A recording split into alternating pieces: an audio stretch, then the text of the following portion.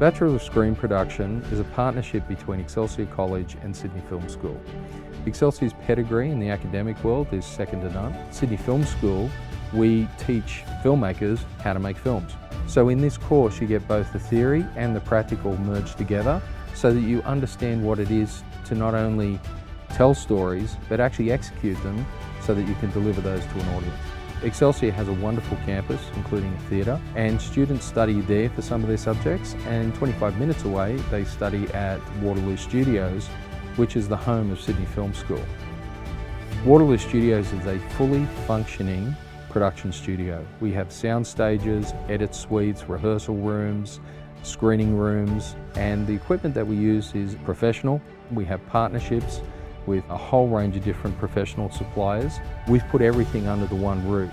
If students are interested in making films, there's no better place than studying with us because we bring all the elements of film together. Between Excelsior and Sydney Film School, we have an extensive network of professional relationships that don't just span for Sydney, they actually span all over the world.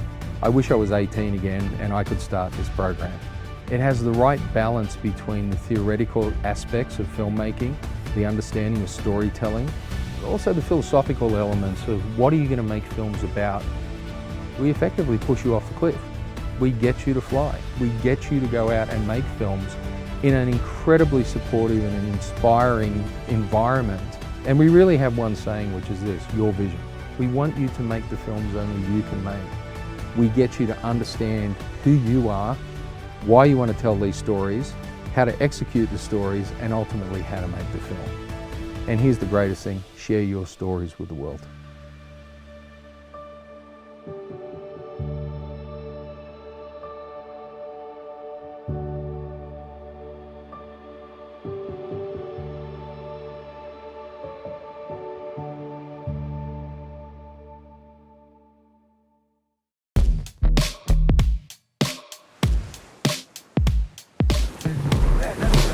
Giant I've ever seen. I'm gonna trust God's word. Aren't you afraid? We're afraid of not, sir. I think it's the fact that you know you're meant to be significant. You as a human being are designed as a future-oriented creature. We just want to be impactful. There's something that the author knows that I don't know yet.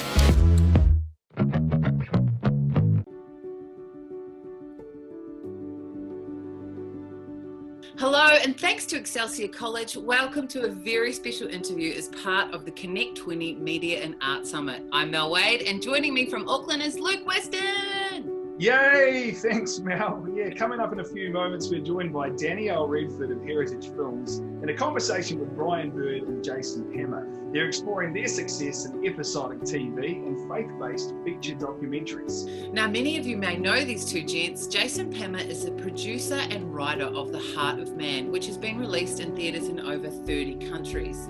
And joining him is Brian Bird, executive producer and co-creator of the top-rated Hallmark Channel series When Calls the Heart, now prepping its 8th season, and executive producer of the spin-off series When Hope Falls.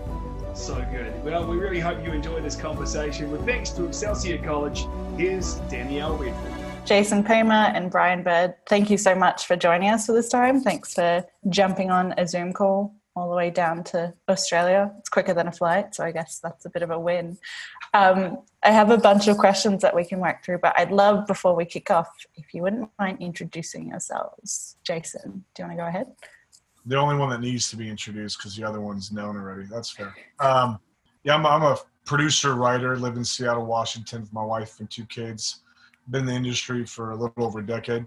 And over the last 5 years, been able to work with this guy, Brian Bird, on a number of projects. We have our hands on 2 to 3 projects, it feels like, at all times together. So it's a real gift. I've been able to work with amazing crews all over the world, work with your crew and distributing the last film. And it's been a real joy. I mean, I've touched every culture, sat at nearly every table, and tried almost every meal. And so it's been a wild ride, and I wouldn't trade the last 10 years. And if I can, I'd like the next 10, 15, 20 years to continue to do this work. It's highly creative, and it blends all types of industry. And sitting at the convergence of producing, you touch all of it. And And so that's one thing that I love about producing. And then the writing gives us different fulfillment, different opportunity to touch the material at its infancy, to even give birth to it in that way. So I love the role of producer writer. I love where I live. I love that it gets me all around the world. And hopefully I can continue making stuff with this guy and distributing with people like you. That's a package we'll take. I'll speak for the company. Thanks, Jason. And Brian, we've got a little hint of who you are in the background there, and other absolutely. things. Yes, absolutely. And thank you so much for having us at the conference. I mean, we love sharing, where we've been and sharing some war stories, sharing some of the shortcuts, some of the learnings, the lessons.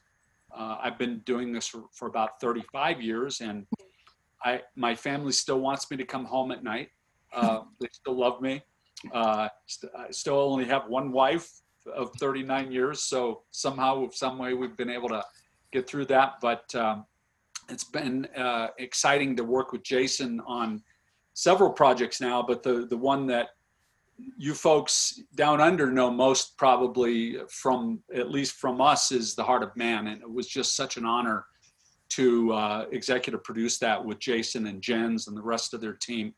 It's the kind of film I think that has made a huge difference in people's lives, and for the kingdom, for the betterment of their lives. And I always try to, in all the projects that I do, whether it be The Heart of Man or some new ones that Jason and I are working on, or When Calls the Heart, which I know you folks know in Australia, New Zealand very well, my TV series. The Case for Christ is another one that I did a few years ago. I love kingdom value kinds of projects. And when anybody ever comes to me and asks me, do you want to be involved in this? I have a couple of check marks that I have to tick off.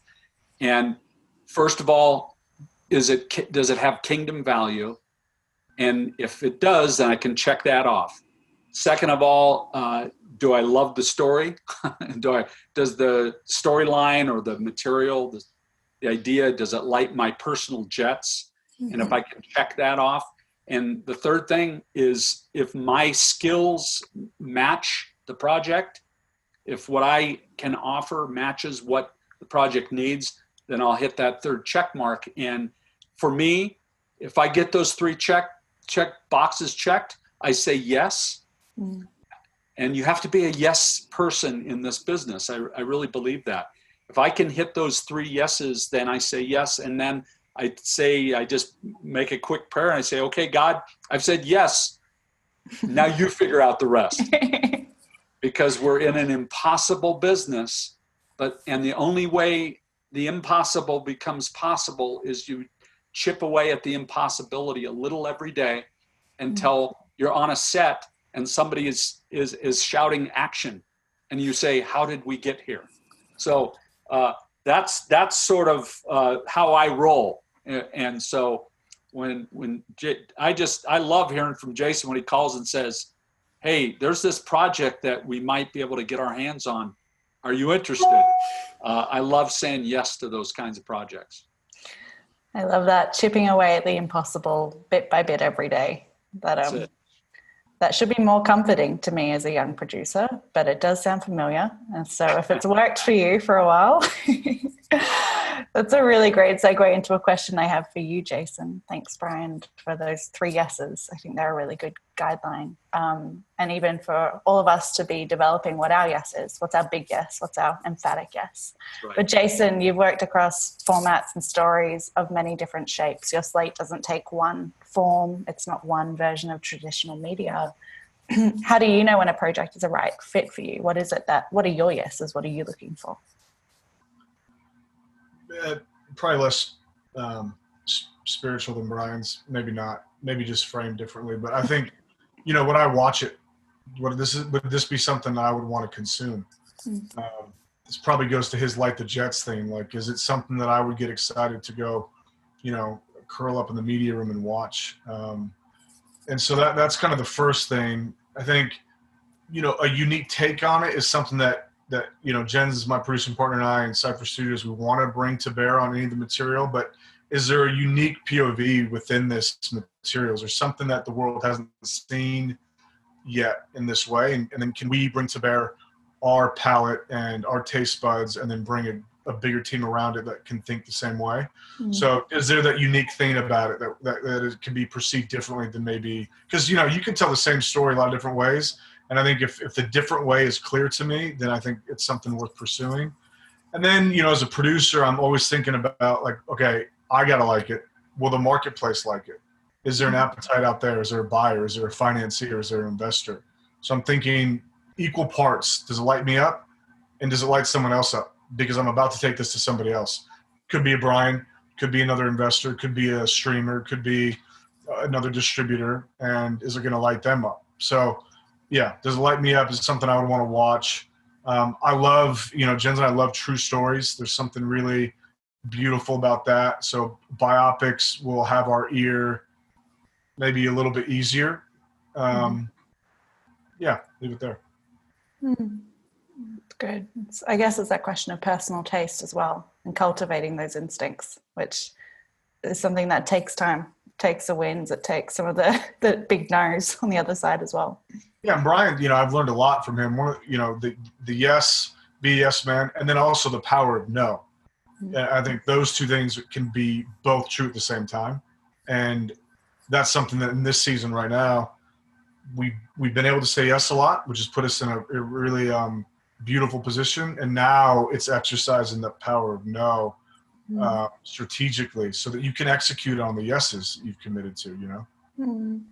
I think that's a really interesting point, Jason, particularly for emerging creatives and storytellers who there's often a lot of pressure to jump and to say all of the yeses so that you don't miss the opportunity. But that can lead you down paths that actually take you further from defining that taste, defining that perspective. For both of you, what would your thoughts be for people who might be in the first few years of their career and they're looking to cultivate that instinct and balance both the creative passion and the pragmatism that is necessary to managing projects? Well, I think, you know, beyond sort of figuring out how to say yes to what works, you know, one thing I've said to new voices, younger people who are trying to get established or sort of break through the barriers that this business can put up for them is, you know, sometimes you can be, you know, try to be so unique that that you're not commercial, right? And I think that part of why I have learned over the years to say yes to as many things as I can say yes to is because most of the time they don't happen, right? You almost have to put 10 things into motion for one or two to actually happen. And so that doesn't mean that you say yes to anything by any means. You do have to have some taste buds about this. But I said to my son Cameron, who had a garage band one time, he played their demo songs for me, and I listened to all of them, and I said, you know, that third one right there is very memorable, and I really love that one. And he said, well, that's the one where we feel like we're selling out. And it's not as indie as we want to go for. And I said, well, let me tell you one thing. I can guarantee that unless you do songs that are memorable for people, you will never sell out. You will never sell out any venue, right? You don't want to be a sellout? Okay, well then you're never going to sell out a venue because you're so unique, so idiosyncratic that you can't build a following. And as people who are trying to be storytellers, my goal is as many eyeballs as possible on what I do. I don't want to just reach a tiny little cluster of people with what I do. I want to hit as many people as possible. It's not only good business, right, for people, because this is a very risky business. When you get people that come in with money or stakes or leverage and invest in you as a storyteller, you have to be successful. because you'll never talk to them again if you crash and burn with those resources. So, the goal to be as successful and commercial as possible is really important. And so I would say, to younger voices who are trying to, pave their own way, absolutely, you have to have a distinct voice in what you're trying to do, and you have to be about something, right? You do have to, what is your why in this business, right? Mark Twain said there's the two most important days in a person's life are the day they were born and the day they figure out why they were born, right? We have to have a why, a personal why. What is our life about? What do we want to communicate in this giant media conversation? So if you're trying to, be so distinct that you're not going to reach as many ears and eyes as possible, you run the risk of not, being successful or being a one-hit wonder, right? You get one thing done, and then, and there are a lot of those people out there who become one-hit wonders. And so the goal to me is, if my why is that I'm supposed to communicate, I'm supposed to be a storyteller and bring food to people's souls with my story and my storytelling, I can't be a one-hit wonder. I have to have a sustainable path in my, and if it's my why, it's supposed to be what I'm about my whole life. And so that's, to me, one of the big lessons for younger people that are coming up. You be sustainable, say yes to as many things as you can, so that the power of no works. This is something you have to do with kids too, that when you have children. You can't say no so much that it has no effect, right? You have to say yes as many times as you can, so that when you do have to say no, it actually works. Jason, any thoughts on the back of that? I got caught up in it. I'm not even sure if the original question. I got caught up in it. I mean, listen, I think Brian and I's friendship and relationship, it's a Hollywood story in and of itself. I mean, any young producer, pursue someone like this and don't take the no's that they give you as the final answer. Because if I would have done that, I wouldn't be on this call with Brian. We wouldn't be just getting off a 2-hour writing call. I remember the first time I reached out to him, I didn't get an answer. I reached out a couple more times, didn't get an answer. Finally got an answer, flew all the way to Los Angeles to do a screening with him of a doc we were working with. And we're going to meet him for breakfast, the director and I. So we're sitting in a restaurant and we're waiting for him. He comes in, and 20 minutes into it, he gets this really big production call he's got to take. So he exits the restaurant. We're thinking, he'll come back. Most people do when they leave a meeting. And 20 minutes comes 30, 40. We're looking out the window like, did he just jet? We finally paid for him. And then we get up and walk out. And he's in his car. He's on a call. And he's like, just totally, LA. And we're like, all right. And, he could talk about that, because that's kind of a cool, actually, it's a cool genesis of One Calls the Heart, actually, that he was getting fixed in that moment. But, we didn't let that deter us. We kind of stayed on his radar, and we're able to bring things of quality to him. And again, he's refined that yes enough to know when something is that. And the couple of things we did bring to him were, and then it was just a matter of finding the right time in the schedule. And then you get one piece of momentum, and then you get another, and then all of a sudden you find yourself going, headlong down the hill. And the hope is that you can continue that, right? You continue to find more hills. So I would just say, don't take no for an answer, and keep going, but be listening the whole way, because there will be things along the way that will, you should be listening to make pivots, to make changes, to scrap something if it needs to be scrapped. That keeping your ear there is really important. That raises a question for me around the idea of mentorship and the role that mentorship plays. In Australia, mentorship is much more of a unspoken concept. We're not very good at speaking about our feelings all the time. And so we have these more casual, influential relationships. It takes quite a lot to say to someone, would you be my mentor? And I think that that's actually an area of cultural cringe that we probably should get over and move into a bigger space of embracing the beauty and power of a really healthy long-term mentorship relationship. How has mentorship, both in the giving and the receiving of mentorship in both of your careers, played a role in your personal and your professional development? Well, I'd love to answer this one first. So my first cup of coffee in the big leagues was when I was 25 years old, and my wife's great uncle, a guy named Don Ingalls, who was a writer, producer, sort of during the golden age of television in America, and you would recognize everything he touched and put his hands on.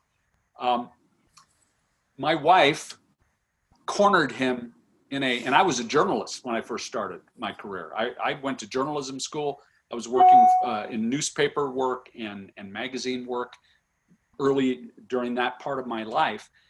And she cornered Uncle Don and said, "You should read my husband's, newspaper articles and magazine articles."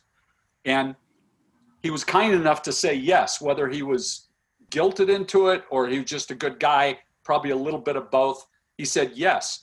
And he got back to me. He said, "You're a really good writer. Have you ever thought about television, writing for TV?" And I said, "No, honestly, I haven't. I'm a big consumer, but I've never thought about actually getting involved in the middle of that process." And he said, "Well, you should." And he gave me some scripts to read, and he gave me some books to read to sort of do my own homework. And I wrote a spec script of the television show that he was producing at that time. And he was good enough to read it. And he said, "We can't use this one because we can't take projects in over the transom." But he said, "We want to call you in next year if we get picked up for another season and have you pitch some story ideas." And he was good to his word. That happened.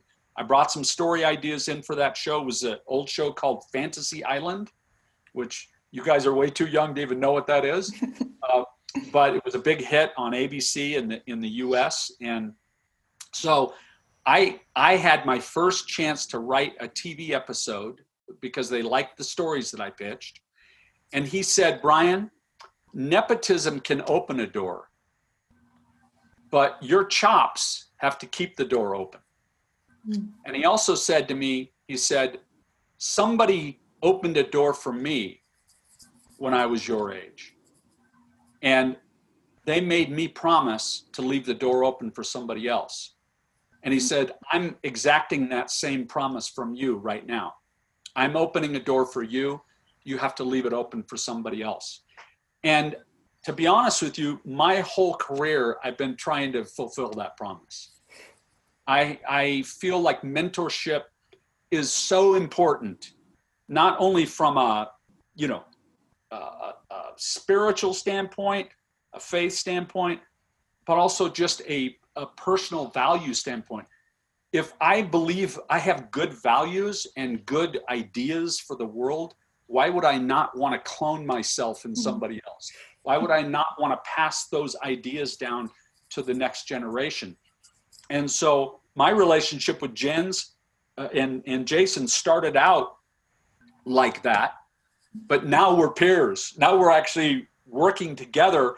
And I would just go fix a fence with these young guys, right? Because one, they keep me young. I love their energy. And I feel like I have the heart of a 17-year-old, even though I'm a wounded, scarred up veteran of the media wars for 35 years. But I also think their taste buds are fantastic. And I love the work they do. So I actually want them to write in my pages too. I want to be an open book. And for young people getting into the business, and Jason alluded to this, that, you have to listen to notes that you get from people who have earned the right to give them, right? We've been to the wars. We've been in the big leagues. We have the right to offer those notes. And I, in return, want my young, energetic young partners to write in my pages too, and to keep me fresh, to challenge me, not to get stuck in my ways. It's an important process, mentorship. for both the mentor and the mentee, because you end up mentoring each other, to be honest. Yeah, I love that. It's beautiful. Yeah. Jason, how about you? I mean, that's really beautifully said. I think there's so much precedent for it as well, and historical context. One of the things I heard once that I just love, that in the Near Ancient East, they had staffs. It was agricultural. They had these big staffs that were their tool of sorts.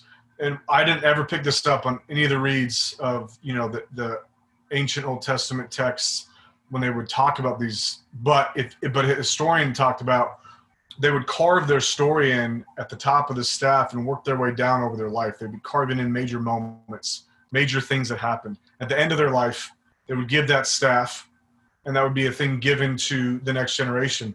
And it would remind them when that, crop went away or that harvest didn't come, or they could look at the staff of the person before them and remember that God, that person that walked with them was going to be faithful. And that was kind of as a religious context. But I think that's one thing that Brian's just done, is hopped in the trenches. There's different types of mentoring.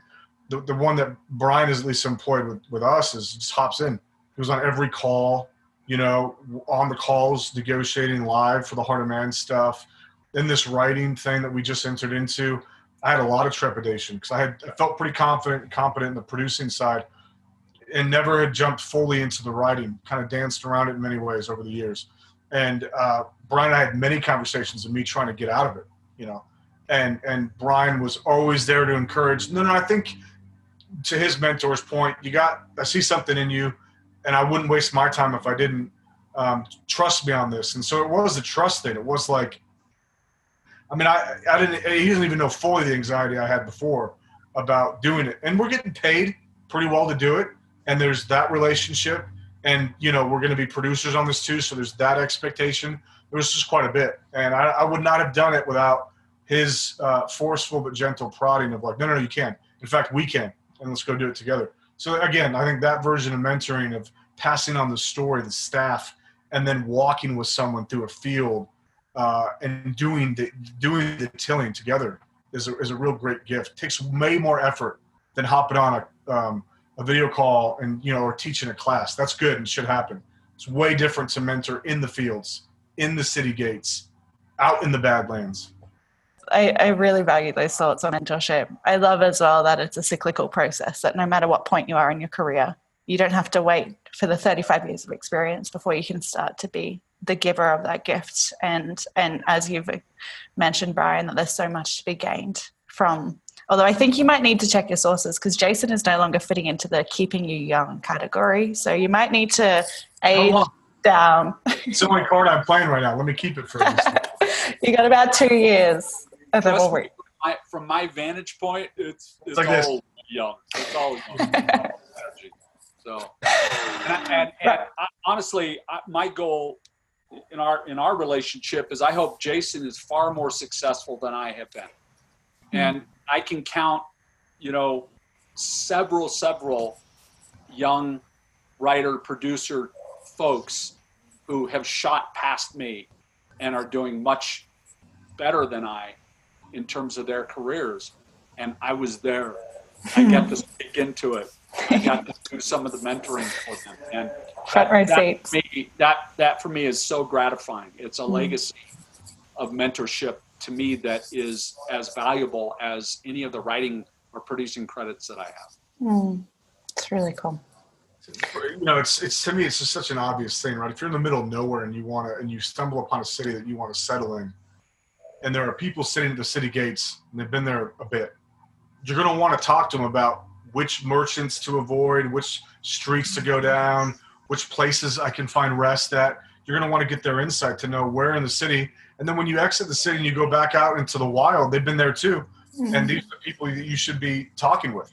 And again, I just think it can't be overemphasized. There's a version of that gatekeeper that sits there at the city gates that talks to people that go in. And there's another one that goes with that person and helps them find things in the city. And Brian has done that time and time again in the industry, which is that city, right? The entertainment industry, which is a perilous place to go in by yourself. I mean, it's tough enough when you go in with your band of people. it's hard enough. You know, you definitely need people that have been around those streets for a long time. That's a really powerful metaphor. And knowing the roles of both in your life and finding the spaces for those as well. Brian, you mentioned your 35 years and all that you've seen in that time. From the distribution perspective and all of the ramifications in the production space, the conversation has been incessant about change over the past few years. At every corner, we have a conversation about change of the norm and what that means for every layer of this industry. We're in the midst of so many of those conversations on steroids in the midst of the COVID shutdown right now. I'm interested in what has remained fundamentally the same, what never changes in the sea of, I guess, sometimes fear as well over what will happen if theaters change, if streaming takes over. Right. You know what? How we consume the content ultimately, whether it's, you know, a combination of theatrical and streaming on our little phones and or our home theaters, doesn't matter at all to content producers. None of that matters. In fact, the fact that there is so much more original content being made right now, maybe not right now because everybody's at home, but in this era, the paradigm shift of streaming that has come, you know, Netflix themselves have stated that they want to make 1,000 television shows. And that means original shows. That doesn't mean licensing in, you know, having second helpings of somebody else's show. They'll do that too, but they want to make 1,000 original shows. And they're just one of the streamers. This year, When Calls the Heart was one of 498 television shows made in North America. 498 TV shows. When I was doing the shows that I used to do back in the day, Touched by an Angel, Step by Step, some of the shows from the, you know, 80s, 90s, early 2000s, there might have been 200 shows being made. So there is a gold rush going on right now because of the paradigm shift, right? The gold rush doesn't mean it's any easier to sell those projects. It's still just as hard. In fact, in some ways it can be even more challenging because the personnel at all these gatekeepers, the people at the city gates who have to let you in the door, they're changing.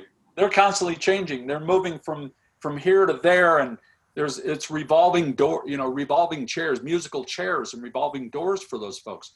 So the taste buds are constantly shifting.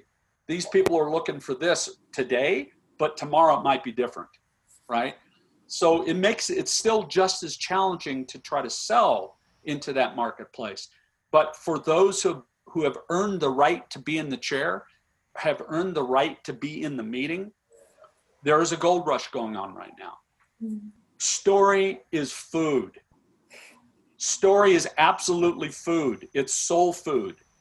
And it's one of the essential things, even in the pandemic. We've been, you know, hearing that, you know, consumption of story has gone up by 30 or 40% during the shelter in place that most of the world has been under. So there's never going to be a shortage of hunger for food, for soul food that we do as storytellers.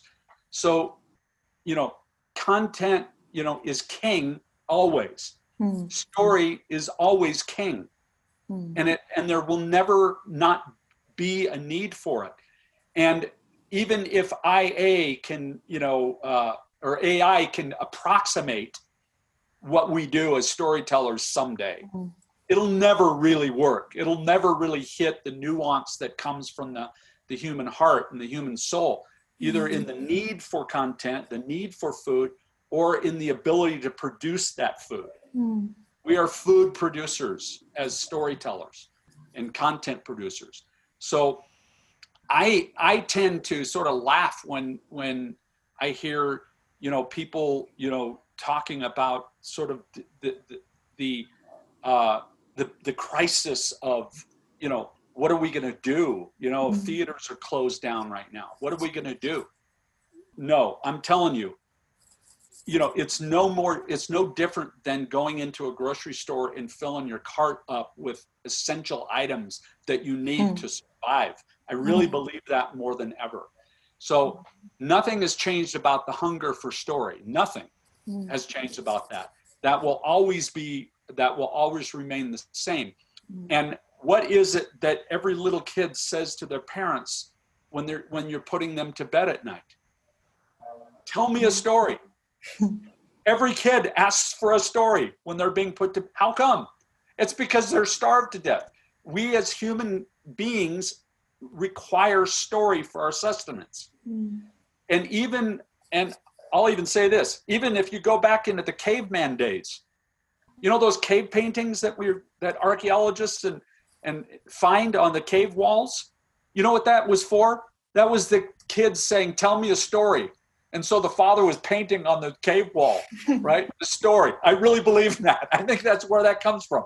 It's passing on the legacy of story. It's always going to be there. It's an essential need of the human soul. And those who know how to do it, those who've been have been called to do it, and have been affirmed by others who have the right to an opinion to do that. It is your why. It's why you're on earth. Just like if you were a farmer and you're producing, food and crops for people. I really believe that. I'm interested in both of your thoughts on how to protect that identity of storyteller and what it is to be in the midst of, an industry that is basically rejection all the time. And that's okay. That's part of it. But then to feel, I guess, that push on, well, what's the worth of your work? And yet, there's all the emotional responses to that. And yet beyond that, there is so much beauty and so much power. And without story, what are we fighting for? But I'd be interested in your thoughts on that, because I imagine that across your own careers, you've experienced that kind of cycle many times as well. As much as Brian and I on this call to this conference can encourage you as an artist and a storyteller that you matter, that your work matters, that it inspires other storytellers to tell other stories, that to Brian's point, it is food for the soul. I would say that to whatever degree that matters to you, I would say that is true. On the other hand, you've got some of the greatest artists of all time that never got that affirmation during their time. Van Gogh, for instance, ended his life in a really sad way and was never recognized as the artist he is now, 130 years later. He's considered arguably one of the greatest artists, if not the greatest painter of all time. And that's a thing with art, I think, in general, is the appreciation looking back is much different than in the midst of the art being created. So that is one of those, call it sad realities, but it is a reality, I think, for us. That what we're spending time on today, sacrificing for in the trenches to create, might not get the resonance and the respect and the enjoyment that we're pushing for. There's a little bit of difference, obviously, in our world with the feedback loops that are created and the immediate gratification you can get from creating art and releasing it. That's true. I just think at the same time, we got to hold true as well that some of the greatest artists were not recognized for that in their time. And that's part of the thing about art, right? It's visionary. You're speaking almost to something in the future. Yeah, there's an element of speaking to it in the present, but there's definitely something about it that speaks to the future. So people in the future are going to see it in a way that we don't now. You know what I mean? It's good. Yeah, good thought. I mean, look, it's a hard business. There's no doubt that there's a lot of rejection. There's a lot of near misses, right? It can be feast or famine. Absolutely true. I've often thought of our sort of media enterprise as we're just a bunch of gypsies wandering around looking for food. And when we find some, we camp there a while until it runs out, and then we have to go find a new place where there's more food. A band of gypsies doing this, right? It's kind of the nature of the beast. I try to encourage, here's what I try to encourage, people who are struggling artists, is to make sure that the call is true, that your call as an artist is a true call, right? And there are a few ways to figure that out. I really believe that, you know, because I've met a lot of, you know, in my travels, I've met a lot of young writers who were burning, and filmmakers who were burning with desire, like, you know, Salieri and Mozart, you know, to speak their truth, to tell their stories. But they hadn't put the 10,000 hours in, right? They have the burning desire, but as Malcolm Gladwell says in his book Outliers, you know, you can have a spark of genius and sit on your couch eating potato chips and never go anywhere, right? But without putting those 10,000 hours in order to become an expert in what you do. You know, he chronicles the Beatles. They had to play in strip clubs for 8 hours a day doing cover songs for 2 years before they could figure out how to do their own music, right? Sometimes you just have to put the hours in. You have to do the do-it-yourself work. So one of the things I always advise is find 3 champions in your life who will affirm for you that you have the spark of genius that it takes. Because in the age of YouTube, everybody and his brother thinks they're a movie maker or thinks they're a media player. You know, it's unfortunate. The digital revolution has been wonderful, and there's been a democratization of the process, so more people have opportunities, and you can sometimes even be your own distributor, right, of your content. However, not just everybody can do it. It's just true. I believe that we're all made in the image of the author of the universe, and we all have a tiny strand of that DNA in us, but that doesn't mean our strand of DNA is, I'm going to be a movie maker. You might have a strand of DNA in a whole nother field that you're ignoring because it's not as fun, or it doesn't seem as cool as, you know, getting into the media or being a writer or producer or director or whatever, right? So you got to make sure that you are following the strand that you have and not being deluded or delusional, which leads to disappointment and devastation. That's a lot of D words to throw at people, right? That you're pursuing a call that is not your call. There are some of those people out there, right? There's a lot of those people out there. But if you can find 3 champions who have earned the right to their opinions, who are like me, have been in the wars and come back and sort of have been there, done that, and know what they're talking about, if they confirm for you that you have the stranded DNA that it takes, then you have to do it. And it will still be hard and it will still be painful. But if you have 3 champions speak into your life and say, you can do this for a living if you want to, you need that. You need those champions to speak into you. Because if it's your Aunt Connie from Albuquerque telling you you're brilliant, it doesn't count. Sorry. It doesn't count. Love her, but yeah. It doesn't count. I love my Aunt Connie. Yeah. So good. It'll be hard, but you can do it, and you have to. You have to. I like the finality of that. Yeah, because if you don't pursue the call that you have been called to do and that others confirm in you, then you're selling yourself short, you're selling the world short, and you're selling God short, who made you, right? You're selling them all short if you don't pursue it. But just make sure that you're supposed to follow that call, and it's the call you've been chosen for. It's good. It's some easy to apply wisdom. There's nothing fluffy about that. I like it a lot. We're coming to the end of the time that we've got, and this has been a real gift to me. Thank you to both of you for just everything that you're sharing. It's a plethora, treasure trove that we'll keep diving into. But I have two questions left, and Jason, I'm going to prep you for this last one, but I really appreciated what you were sharing a few weeks ago about chaos. So I wouldn't mind if we come back to that. But first question is, what are the pieces of art? What are the series? What are the shows or the movies? What are the books what have you guys been enjoying during this season? What's been giving to you? Other than When Calls the Heart? Of course. Okay, I'll pay you for that. I'll go second then. Yeah. I just finished The Last Dance, 10-part series on Michael Jordan, who growing up was, you know, an icon, right? His image was on all my walls, and that was an interesting way to see that story told in such a, you know, amount of content, to see a crew that, you know, 22 years ago followed that team for that year, that last year that he played for the Bulls. And so that was a fun series to watch. And I watched that with my dad and brothers, right? And then I watched Ozark with my wife.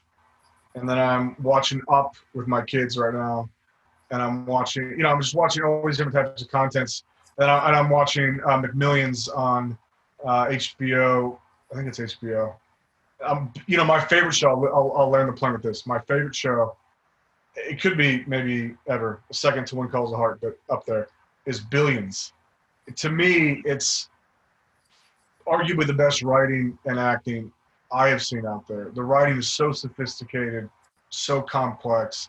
And I think now, just as I'm getting those reps in with Brian, and I'm seeing how he breaks story and how we're breaking the story together, and just, I mean, I think we each probably put in a couple weeks ago 35 hours each together on calls, going over every line of dialogue, every line of prose, everything, and then going back and then forward and then back again. And so just knowing, getting a greater sense of what goes into that, it just makes me admire that art so much more. So Billions is probably my favorite show, could be ever. And we're in the middle of season 5, 4 episodes into season 5. That's on Showtime. If you want my login, just shoot me an email at cbird@gmail.com. It's on Stan here in Australia. It's been on my watch list for a while, and I'm yet to tip over, but I think you've just done it. Oh, it's remarkable. I can't wait. That's the real joy of a series where you just sit there going, how? Every time. They're the good ones. Brian, how about you? You know, there are some things that for me, I like to revisit sort of my top favorite movies. I do watch TV shows as well, so I can see what the competition is doing. But I've been recently watching sort of my top 10 favorite movies of all time to try to lift my soul, right? It's such a good meal, such a good, 7-course banquet of food for me, that it primes the pump for me in all the other work that I'm trying to do. And I've said this to many people. I keep 5 great screenplays sitting by my computer, produced movies, not spec scripts from my friends, but 5 great produced movies. And they sit by my computer, and I get new ones for every project I do. And if I ever get stuck when I'm writing, I'll just grab one and I'll dig into it, and I'll say, okay, how did they end this scene? How did they skin these cats, in these challenges? And that becomes my film school, because I didn't go to film school. So great movies, and my top movies, like my favorite movie of all time, Cinema Paradiso. It won the Academy Award for Best Foreign Film in 1989. It's my favorite movie of all time. And if you haven't seen it, it's required viewing for you now. The Mission. Yes. It's one of my favorite all-time movies. It has a sequence in it that is the best picture of the cross of any movie ever made. Yeah. In any movie ever made. I've had the privilege of doing a few 6-week, 7-week long masterclasses with Lord David Putnam, and it life-changing. Yeah, absolutely. Chariots of Fire is another one, and On Golden Pond is another one. Life is Beautiful is another one. I love pulling out Rocky and watching Rocky, because that's a movie when I was in college that, picture this, a bunch of college students going together to see the movie Rocky in a theater. It's a picture on a wall. right? It's color and motion on a big white wall is what you're looking at. And we were out of our seats screaming at the top of our lungs for what was happening. It was make-believe, and we were screaming at the top of our lungs, rooting for that fight, that final fight. That's a really good movie. It got me out of my seat yelling, right? It caused a physical reaction in me. Movies that cause a physical reaction in you, whether you're on your feet or if you're weeping or if you're sobbing or if you're laughing and your gut hurts, those are good flicks, right? The same with television shows. Now, in my day job, I co-create and executive produce a very hopeful, family-friendly show for 7 seasons, going on 8 seasons now. In my nighttime, I don't always watch that kind of content, right? I want to be exposed to what everybody else is doing to learn what not to do, but also how can I learn, what nuances can I learn from what other people do? And there's some amazing content. Now, sometimes you have to take a shower when you're done watching it because it's dark and it's cynical.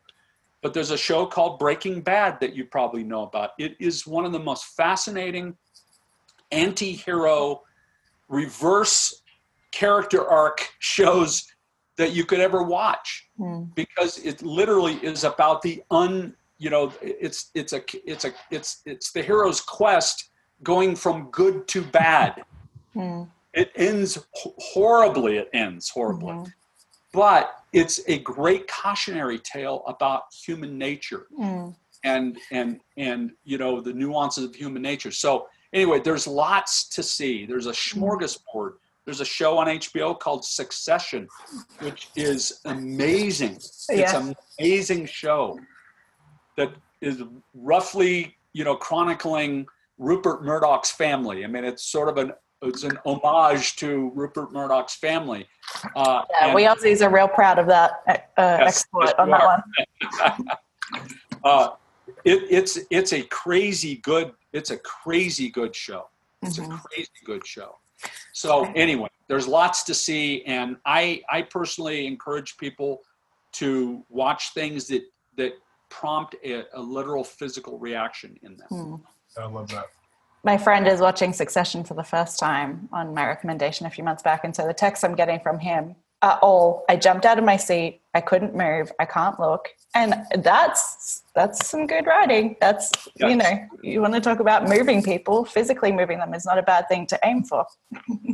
Yeah, and as a writer personally, and something I've told Jason, is that you want, when you're writing content, you want to write yourself into such a corner that you personally have no idea how you're going to get out of that corner. But that the characters have to figure it out. And you obviously are the father of those characters or the parent of those characters. So you're giving birth to those characters. So it's ultimately you figuring it out, but you have to not be afraid to write yourself into a massively horrible corner, because that's where all the best drama happens, right? Yeah, it's good. Not to play it safe. Yeah, never. Oh, that's a good list from both of you. It's my weekend sorted. Jason, to bring us on home, I'm going to throw to you. We were talking a few weeks ago about what this time feels like and about what chaos offers us. I'd love for you to expand on that. Yeah, the ancient Greeks had a concept of chaos that was just the abyss or the space before something came to be, before something came into existence. It wasn't interpreted till much later by Roman philosophers that it was a bad thing, and that we kind of hung on to that version of chaos. But the ancient Greeks saw it as just a time before creation happens, and we see that in the religious text of Genesis 1, the spirit hovering over the deep. Another interpretation is chaos. There's chaos there before the original creation moment. And we find ourselves globally in chaos. Chaos is not going away. And it's not going away for a long time. And it can be argued that we're in a state of chaos, you know, perpetually in the entertainment business, you know, especially as producers. Chaos is always around us. Where you can identify the fear, name it, feel it, taste it, and go through it, on the other side of that is creativity. And where you can become creative in the chaos, that's like, that's the place where the best creativity is shaped, it's formed. So again, present time, Connect 2020, COVID-19 has wrapped itself around the globe. We are in utter chaos. We need to not just forget the fear, look away from the fear. We have to feel it. And for many of us, we can't avoid it. For many of us, we're tasting it in much more of a real way than we would like. And we have to enter and go through that. But then creativity is on the other side of us. You know, in the last great recession in the US in 2008, some of the greatest companies, you know, in terms of valuation, you know, were created out of that time, in that time. And that was people like us and like people at the conference that are going to fight through the fear, get to the fear, and then find themselves in good partnership around creative ideas. And they're going to go execute against those. And we're going to be talking about that in Connect 2030. Great companies that were formed, great movies that came from this, great series that came from this time. So I just say, let's think a little bit more like the ancient Greeks in this place, in this way, that it's just the time and space before something's to be created. Gosh, thank you for that invitation into the chaos, into the fear, knowing that that's where the creativity is going to come from. It's a good thought to think about what we'll consider in 10 years from this moment.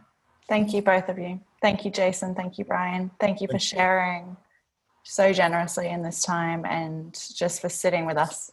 I feel like we are sitting together, and there's something quite beautiful about that gift. So I have a feeling that there will be many scribbled notes from everyone who gets the privilege of enjoying this conversation as I have. So thank you so much for the gift this has been to me and to our community. And we hope to see you here for Connect 21. It's worth the trip. Jason, you know that. But it is worth sweeten the deal. Thanks for having us. Thanks so much, guys. Have a lovely evening. You too. Bye.